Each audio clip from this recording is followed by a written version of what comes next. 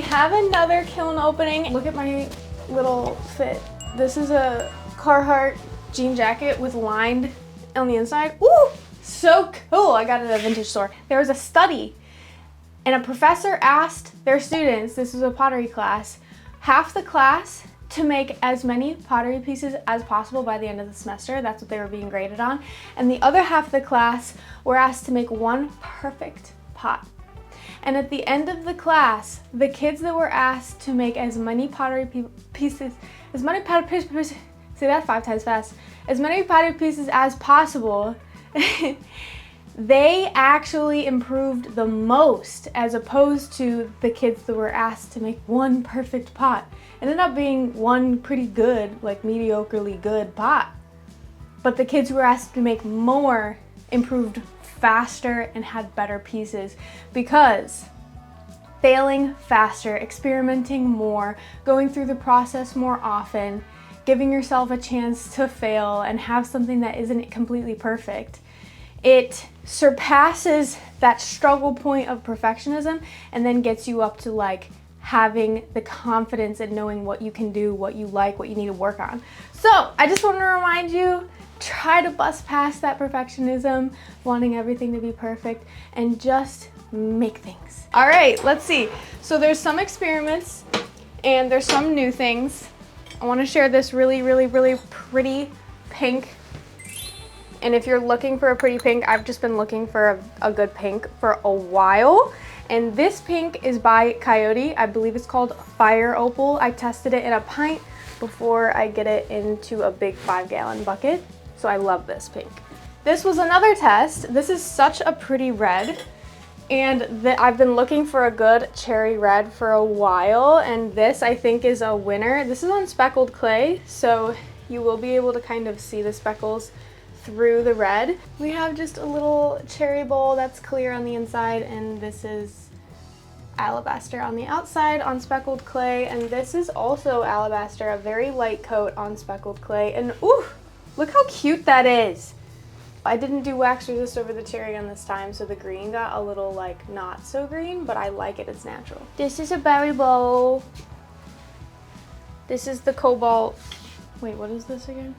Oh, this is Royal Blue by Laguna. This is such a cool spoon rest to me. It's so natural.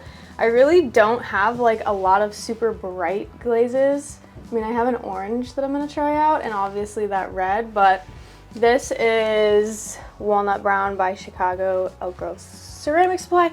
And this is some winter wood and then another little corner dip of yellow from the Glaze Kitchen. Cool, cool, cool. Okay, I think I've showed this before, but this is the dark clay, and this is alabaster, and this is lavender mist, and I'm really excited about it because I didn't think that there was a way to make more color kind of appear on this dark clay without looking muddy. That does not look muddy. Ooh, I'm excited. Okay, I'm picking up something that I like. Y'all, you guys, I love how sodium silicate appears with some dark clay in the cracks. This is walnut brown underneath, and I love this kind of a smushed handle. Recently I'm doing every handle like that. It takes forever. I mean, but gosh, just like this lining on the edge, the dark inside, but it's not too dark. That is beautiful. You know when you mix your coffee and your milk first thing in a latte cup and like it just kind of like seeps down and you see that separation for a second? That's what this looks like. This is Walnut Brown and by Chicago Ceramic Supply. This is winter wood actually, and dang. And this is a faceted cup, so I faceted when I threw it. I really love this lavender mist over the alabaster and the dark clay. Cool. All right, so now I'm making soap dispensers with the threads like on the clay itself. And not only is it more secure, but it's easier for me to like not have to do all the epoxy stuff. Oh. That is fun and gorgeous and cool, and I'm excited, and I really want to see the pump on there. Mixing bowl. That's really pretty on the inside. However, we do have some pinholes on the outside. I like the flower though. I would say like next time I'll probably do the mixing, like I don't know why I did the handle like that. See, experiment. The handle should be like that so it's more comfortable. And this is one that I'll have to keep because it's not something I can sell. Whoa. Oh no. Is this what did I do? I might learn to write down stuff. Oh my gosh, this is so cool. This is definitely like a caramel latte. Like this is the espresso, this is the caramel, and this is the milk. Woo, that is so beautiful. Oh, caramel latte collection. I do remember. Yes, I remember because these two looks like sunflowers and I was like, I'm gonna put yellow on the outside. What did I put on the inside though? But there is yellow on the outside, okay? By the Glazed Kitchen, he's on Instagram. Ooh, wow. Okay, this is alabaster with lavender mist and a twirly finger up on the mug. The pinky rest, it makes it comfy for either your pinky, yeah, either one, to like get some support for like a heavy big mug. So there's an idea for you. This is the same thing because I need more lavender stuff, pretty. This is the same thing as the last one, but I actually did leave the cherry not covered, so the green is more green. This is a thank you mug for a lady, and I like the color. Same thing. Anything could die at any moment, and it always breaks your heart a little bit. But resilience, what it really is how fast you can have a reaction, feel your feelings, and then return back to baseline. So in pottery, you know, yeah, something could fail, something could crack, something could break right now. But the quicker that you can be like, oh my gosh, that sucks. Okay, back to baseline, ready to keep going, ready to try again. That is resilience in real time. And I feel like that is something that pottery can really teach you in your life, to like learn that in pottery and transfer that to everything else. These are just little shot glasses. That's a really cool sound. Okay, this is that yellow. I know that's yellow. I know this is yellow by the Glazed Kitchen right here. So pretty.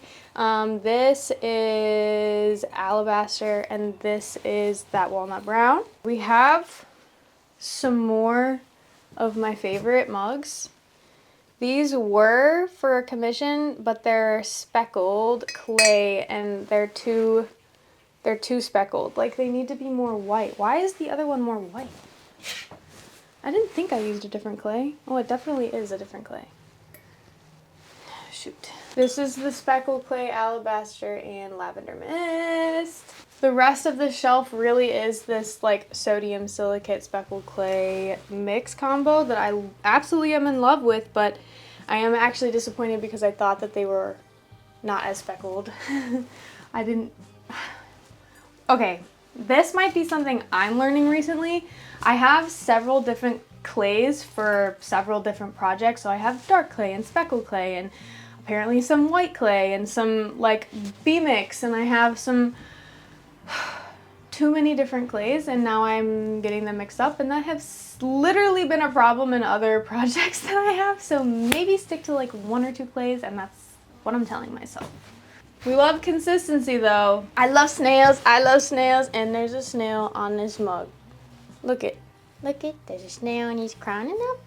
I love snails because when I was a kid, I used to let them like crawl up my leg or crawl on my arm, and then I would wait and like watch them until they just like, when they get comfortable, their eyeballs come out of their head and like their feelers, and they go like this, and then if you like touch them or poke them, their eyeballs go in their head. And I would just watch them, and I would like when they came out because that meant that they were comfortable crawling on me. So I like slugs. Can you guess? Because we've had the combo before. It's walnut brown and winter wood. 2 more, my darling. Last 2 of this. I love how big the cracks are in this one. Oof. Big and hefty. And this one is very fine and like kind of smooth. This is lavender mist with winter wood. And this is also lavender mist with winter wood. And I guess I can see why people like the white because it's like refined, but I just prefer something more like woodsy. And I think that's really hard as an artist. Like To avoid burnout, you have to make what you like and what you're interested in. Otherwise, when you're just making things for other people all the time, like, you're not invested, you're not curious, you're not excited, because that's just not something you're into. So you have to do the things that you like.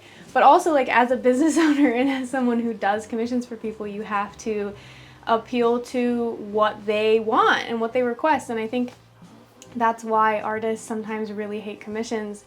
But I do appreciate it, and I do love seeing people happy and having my work, or pottery in general, or art in general, make people happy. This is the end of the kiln. These are the last two things in the kiln.